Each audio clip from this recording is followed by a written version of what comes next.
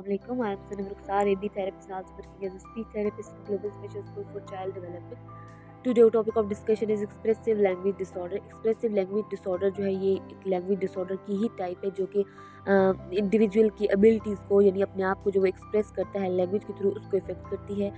इसको जो है डिफ़िकल्टीज़ हो रही होती है इनको बहुत ज़्यादा यानी वर्बल नॉन वर्बल कम्युनिकेशन जो है इसमें इंक्लूड होती है। अगर हम एक्सप्रेसिव लैंग्वेज डिसऑर्डर के सिम्पटम्स पे बात करें तो इनको बहुत ज़्यादा डिफ़िकल्टी हो रही होती है राइट वर्ड्स को फाइंड करने में, यानी ये अपने वर्ड्स फ्रेजेस को अपनी थॉट्स को एक्सप्रेस नहीं कर पाते, अपने आइडियाज़ को एक्सप्रेस नहीं कर पाते। इनकी जो वोकेबलरी होती है वो बहुत ज़्यादा लिमिटेड होती है, यानी अगर आप वो वही वर्ड बोल रहे हो तो ये भी रिपीट वही करेंगे, यानी इनकी बिल्कुल लिमिटेड वोकेबलरी होती है, वो बहुत ज़्यादा नहीं बोल पाते हैं। इनको बहुत ज़्यादा सेंटेंस स्ट्रक्चर में डिफ़िकल्टी आ रही थी, यानी सेंटेंस को ये प्रॉपरली वो बोल नहीं पाते, उसमें ग्रामेटिकली वो मिस्टेक्स कर रहे होते हैं, वो करेक्ट नहीं बोल पाते।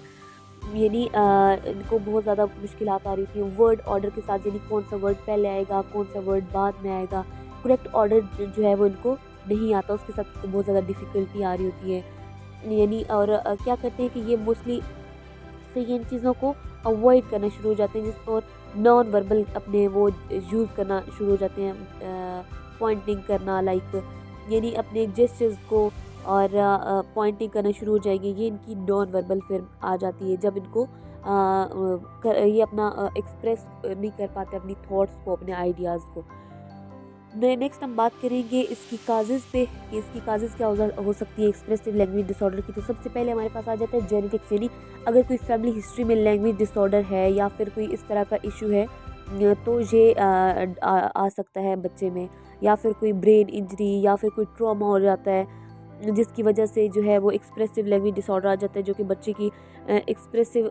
थॉट्स को जो है वो इफ़ेक्ट करता है। कोई न्यूरोलॉजिकल डिसऑर्डर हो सकता है लाइक ऑटिज़म स्पेक्ट्रम डिसऑर्डर हो सकता है, या फिर सेरिब्रल पाल्सी हो सकती है, या फिर डाउन सिंड्रोम हो सकता है जिसकी वजह से एक्सप्रेसिव लैंग्वेज डिसऑर्डर हो सकते हैं। सबसे बड़ी वजह ये आ सकती है कि हेयरिंग लॉस भी हो सकता है, यानी जब आप बच्चा सुन नहीं पाता है तो फिर ऑब्वियसली वो बोल भी नहीं पाता, वो कम्युनिकेट भी नहीं कर पाता, तो ये भी एक एक्सप्रेसिव लैंग्वेज डिसऑर्डर की ही कॉज है, हेयरिंग लॉस।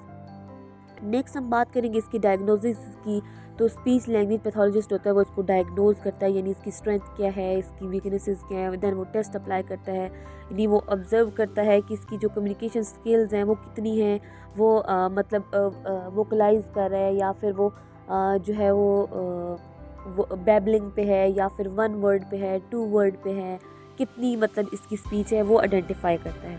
देन इनको ट्रीटमेंट दिया जाता है, यानी स्पीच लैंग्वेज थेरेपी दी जाती है, जिसमें बच्चा जो है वो बच्चे की स्पीच यानी वो एक्सप्रेसिव जो उसकी थॉट्स हैं वो उनको करना शुरू हो जाता है, बोलना शुरू हो जाता है। या फिर आप लैंग्वेज स्ट्रेटजीज़ यूज़ कर सकते हो, यानी बच्चे की इम्प्रूव लैंग्वेज स्किल्स को इम्प्रूव करने के लिए आप जो है वो विजुअल एड्स या फिर जेस्चर्स वगैरह जो है स्ट्रेटजीज़ कुछ अप्लाई कर सकते हैं, जिससे बच्चे की जो स्पीच है वो बेहतर हो सकती है, लैंग्वेज उसकी बेहतर हो सकती है।